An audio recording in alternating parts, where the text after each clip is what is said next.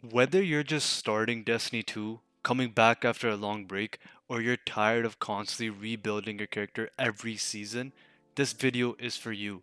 I'm only showing one build for each class: one Titan, one Hunter, one Warlock. These are the builds I'd confidently recommend if your goal is to clear endgame content without needing 5 different loadouts. You see, Destiny 2 is never getting updated again, so these builds are completely future proof. They're easy to set up and they're easy to play, and that's my criteria when I was making this video. I want to make sure everyone and anyone can be involved in any sort of content within the game. So if you're excited, let's get into the video. We're kicking things off with what I genuinely believe is the strongest build in this entire video, so it's going number 1, and honestly one of the strongest solo builds in Destiny 2 until the end of time. If your goal is to survive absolutely everything the game throws at you while still dealing incredible damage, this is the build I'd recommend every single time. I've taken this setup into Grandmaster Nightfalls, Ultimate Conquest, and some of the hardest activities in the game while massively underpowered, and it just refuses to die. The best part is it doesn't matter what armor bonus set you're using, because I know they have over like 30, 29, whatever the number is, and it doesn't require a full vault of niche gear. And once you understand the gameplay loop, it practically plays for itself, and that's very easy to do. The foundation of this build is Behemoth, and while Stasis hasn't always been the first subclass people think for Titans, I genuinely think it's become one of the strongest endgame options in the game. The reason is simple: you're constantly creating stasis crystals, turning those crystals into stasis shards, using those shards to maintain nearly permanent frost armor, and getting your abilities back so quickly that the loop never really stops. Instead of worrying about surviving, you're constantly freezing enemies, reducing incoming damage, regenerating your melee, and controlling the entire battlefield. The gameplay loop couldn't be much easier. You simply just slide into a group of enemies and activate Howl of the Storm to create a line of stasis crystals. You'll see me uppercut spamming as much as I possibly can. And immediately after you do that, you want to follow up with that fighting line to shatter those crystals. Breaking those crystals creates stasis shards, and collecting those shards is what keeps the entire build running. Every shard gives you frost armor, helps refund your melee energy, and lets you go right back into another Howl of Storm. Once you get used to that rhythm, slide, melee, shatter, collect, repeat. You'll have frost armor active almost all the time while chaining abilities almost endlessly. For our exotic armor piece, we're using Synthoceps. This is easily the best option for the build because almost all of our damage comes repeatedly from using that uppercut melee slide. Synthoceps massively increases that melee damage, allowing you to clear entire groups of enemies while making tougher targets much easier to deal with. If you're only picking one exotic for this setup, this is the one I'd easily recommend that you could focus at Rahul with exotic engrams. Weapon wise, the only requirement is Fighting Lion. The reason this weapon is so important is because it lets us instantly shatter every crystal that we create. For our aspects, we're using Howl of the Storm and Tectonic Harvest. Howl of the Storm is the centerpiece of the build, as you can already see, and Tectonic Harvest converts shattered crystals into stasis shards, which fuels our frost armor and keeps our abilities cycling. For fragments, we're using Whisper of Conduction, Whisper of Rhyme, Whisper of Impetus, and Whisper of Rending. Each one of these just improve the overall gameplay that I have been showing. Stat priorities are pretty straightforward. First, push your super as high as possible. If you could get to 200, as close as possible would be ideal. After that, prioritize 100 melee and 100 grenade. Whatever you have left over, put it into your class ability. For the armor mods, I've got everything on screen now if you'd like to copy it exactly. Finally, don't overlook the seasonal artifact. A huge amount of this build's power actually comes from these perks working together with the stasis kit. I've got my exact setup on screen right now, and I highly recommend copying it if you're planning on running this build. So if you're someone who mostly plays solo, wants a build that's incredibly forgiving, or just wants to tackle endgame content without constantly worrying about dying, honestly don't think there's a better Titan build in the game right now. Let's move on to the Hunter build. If Titan was my recommendation for players who want to become nearly impossible to kill, then Hunter is for the players who want to clear entire rooms as fast as possible. This Prismatic Hunter build has become one of my absolute favorites because it combines incredible survivability with some of the best ad clear in the entire game. It's ridiculously easy to play, doesn't require some crazy setup before every encounter, and I've comfortably taken it through Grandmasters, endgame activities, and pretty much everything Destiny 2 has thrown at me. If you're looking for one hunter build that can genuinely do it all, this is the one that I would build. The reason I picked this over every other hunter build is because of how forgiving it is. A lot of hunter builds rely on perfect rotations or constantly juggling abilities, but this one naturally keeps itself going while giving you incredible survivability and some insane ad clear. Whether you're a brand new hunter or someone returning after a long break, it's incredibly easy to learn while still being strong enough for the hardest content in the game. The gameplay loop is extremely straightforward. Start by throwing your grenade into a group of enemies before cleaning everything up with your abilities and weapons. So you have a Duskfield grenade, you have your melee shards that you throw, and then you can also have that Ascension, which is like a big strike where you're like launched into the air from the arc subclass. And because you're constantly defeating enemies and generating orbs of power, your abilities recharge incredibly quickly, meaning you're almost always ready for the next engagement. As Transcendence fills up, the build becomes even stronger, letting you chain abilities together while clearing entire waves of enemies with very little downtime. The best part of this build is nothing feels complicated, and that's why it had to be on the list. Once you get into the rhythm, everything naturally starts feeding itself with the ability spam that you're doing. For our exotic, we're using Speed Loader Slacks.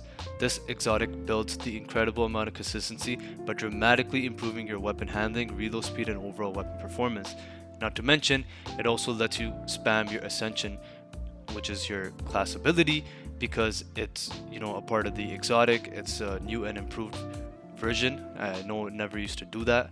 And not to mention, it also helps your allies as well when it comes to all of the buffs that I just mentioned. So it's not just good for solo, but it's also very effective in group play.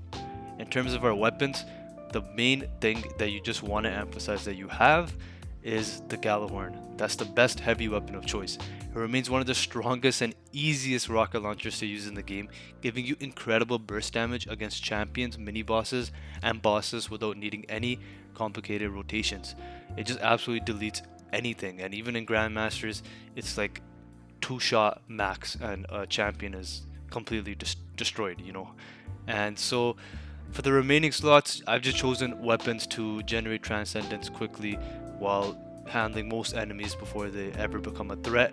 And so the best in slot would be the Festival of Flight grenade launcher, but honestly, it's whatever you want to use depending on the activity you're using. I know you have to use certain weapons to stun certain champions, so it does limit your kind of your options at times.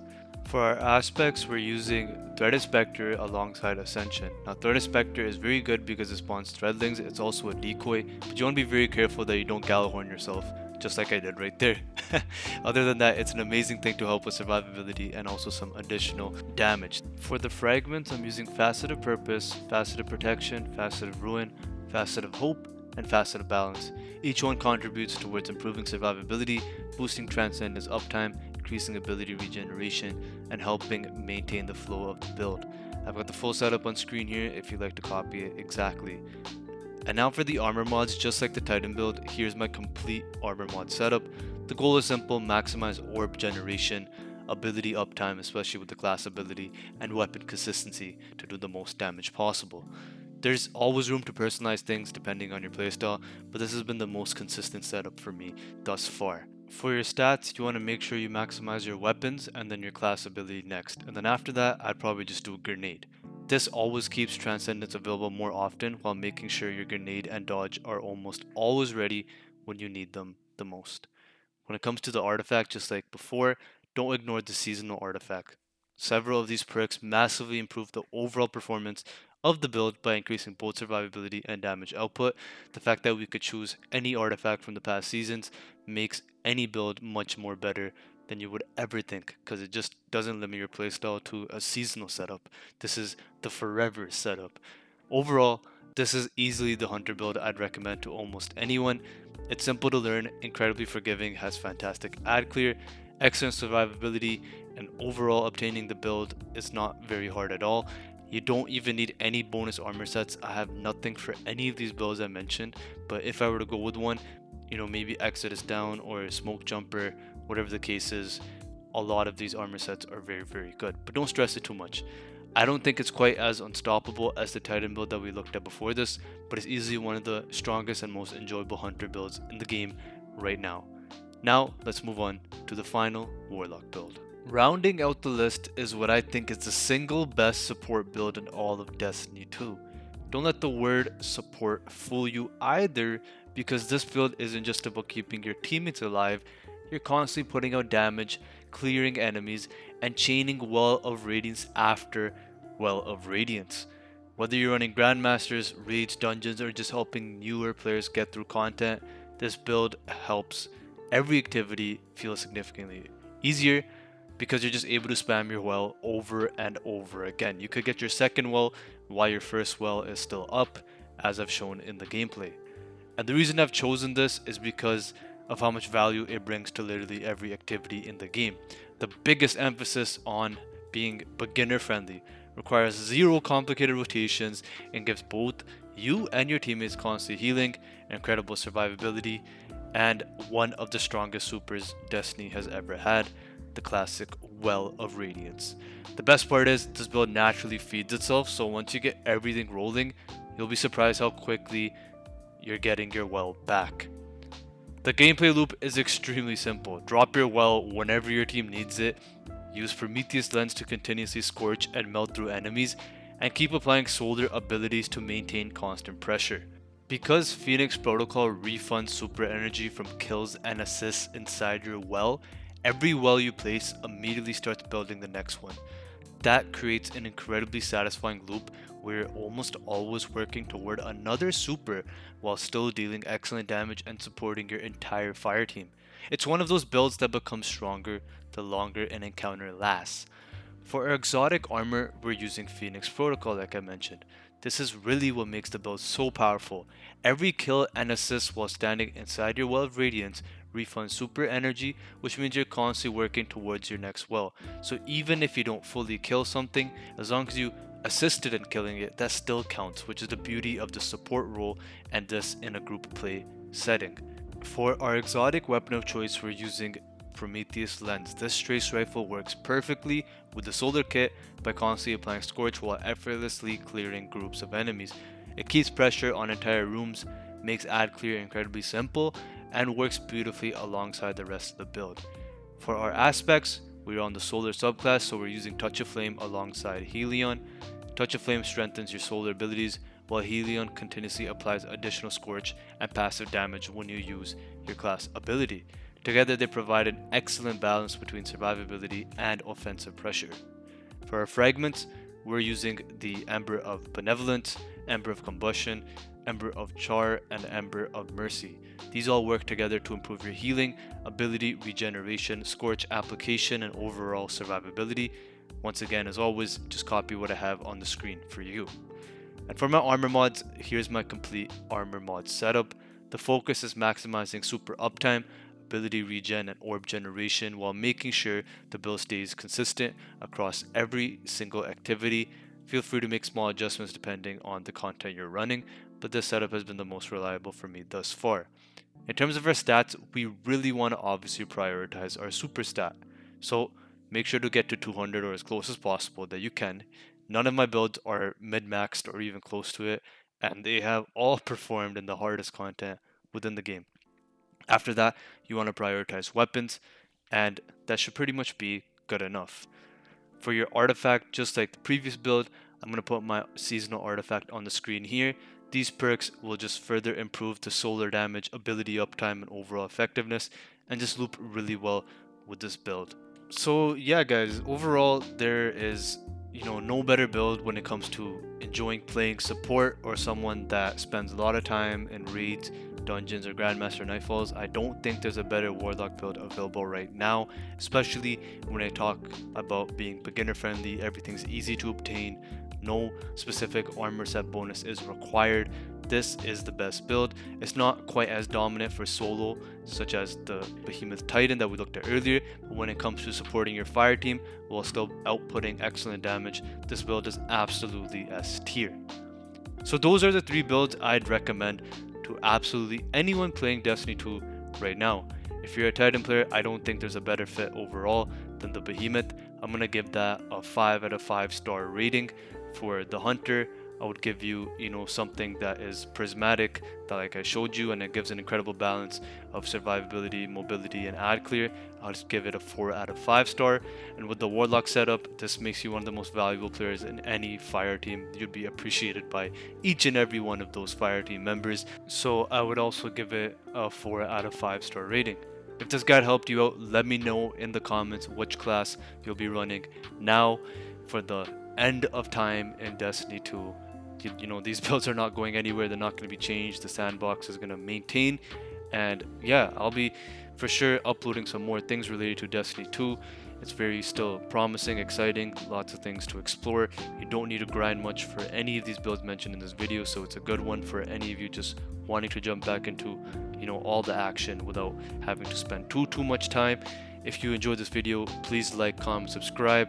I really appreciate the feedback. Let me know if you have any questions in the comments, and I'll catch you in the next one. Take care and peace.